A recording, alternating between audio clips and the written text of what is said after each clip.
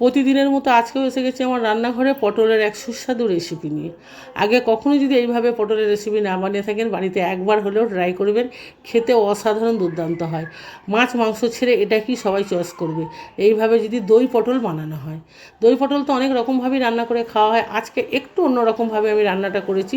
রেসিপিটা দেখার অনুরোধ রইল, প্রথম থেকে শেষ পর্যন্ত সাথে থাকবেন। দেখে যদি ভালো লাগে কমেন্ট করে অবশ্যই জানাবেন কেমন হয়েছে আজকে আমার রান্নাঘরের রেসিপি দই পটল। তো দই পটলের জন্য প্রথমেই যেটা লাগছে পটল আর দই। এখানে আমি 6টা পটল নিয়েছি। পটলগুলোকে ভালো করে ছিলে নিয়ে দুটো মুখ কেটে দিয়ে একটু দাগ দাগ করে দিলাম যাতে মশলাটা ভালোভাবে ঢুকে যায়। আর পটলের মুখগুলো একটু চিড়ে দিলাম দুদিকটায়, দিয়ে ভালো করে ধুয়ে পানি ঝরিয়ে অল্প হলুদ গুঁড়ো আর পরিমাণ মতো নুন মাখিয়ে নিলাম। একদম অল্প হলুদ গুঁড়ো 1 চিমটি দিয়ে ভালো করে মাখিয়ে নিয়ে কড়া বসিয়ে দিলাম। কড়ার মধ্যে বেশ খানিকটা সর্ষের তেল দিলাম। তেলটা গরম হয়ে যেতে পটলগুলো আমি দিয়ে দিলাম।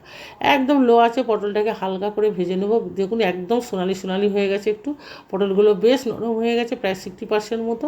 এবার পটলগুলো একটা প্লেটে তুলে নেব।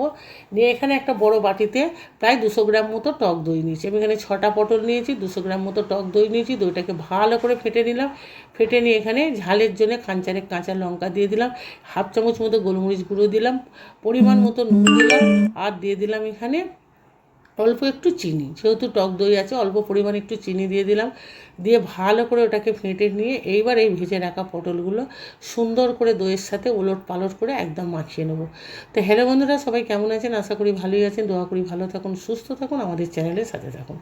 পটলগুলো সুন্দর করে একদম ইপিট উপিট করে মাখিয়ে আমি একটা ঢাকা দিয়ে প্রায় 1/2 ঘন্টা মতো রেখে দেবো। এদিকে 1/2 ঘন্টা হয়ে গেছে। একটা কড়া বসিয়ে দিলাম। কড়ার মধ্যে বেশ খানিকটা সর্ষের তেল দিলাম, 3টে মতো এলাচ দিয়ে দিলাম একটু থেতো করা, আর দিয়ে দিলাম 1/2 চামচ গোটা জিরে ফোড়নের জন্য। দিয়ে একটু নাড়াচাড়া করে জিরে থেকে এলাচ থেকে একটু সুগন্ধি বেরিয়ে আসতে এখানে আমি ওই মেখে রাখা পটল আর দই ওর মধ্যে ঢেলে দিলাম। দই পটলটা ঢেলে দিয়ে একদম সুন্দর করে লো আঁচে বেশ কিছুক্ষণ রান্না করব। যতক্ষণ না দই থেকে একদম তেল তেল ছেড়ে দিচ্ছে লো আঁচে রান্না করব, নচেত দইটা ফেটে যেতে পারে। যখনই দই থেকে একদম তেল তেল ছেড়ে দেবে আমি ওই বাটিটার, যে বাটিটায় পটল আর দই মাখানো ছিল বাটিটা অল্প একটু পানি দিয়ে ধুয়ে ওটা দিয়ে দিলাম। দিয়ে ঢাকনা দিয়ে ঢাকা দিয়ে বেশ কিছুক্ষণ রান্না করব, প্রায় 5-7 মিনিট মতো রান্না করব লো আছে। একদম 5-7 মিনিট পর ঢাকনা খুলে আমাদের রেডি হয়ে গেছে আজকে আমার রান্নাঘরের রেসিপি দই পটল। কেমন হয়েছে কমেন্ট করে জানাবেন। আর ওপর থেকে একটু কসুরি মেথি ছড়িয়ে দিলাম একটা খুশবুর জন্যে। সুন্দর একদম লো আঁচে ফুটতে থাকবে ঢাকনা দিয়ে ঢাকা দিয়ে। এবার কিছুক্ষণ পরে একটা প্লেটে তুলে নেবো। আজকে রেডি হয়ে গেছে আমাদের দই পটল। কেমন হয়েছে কমেন্টে অবশ্যই জানাবেন।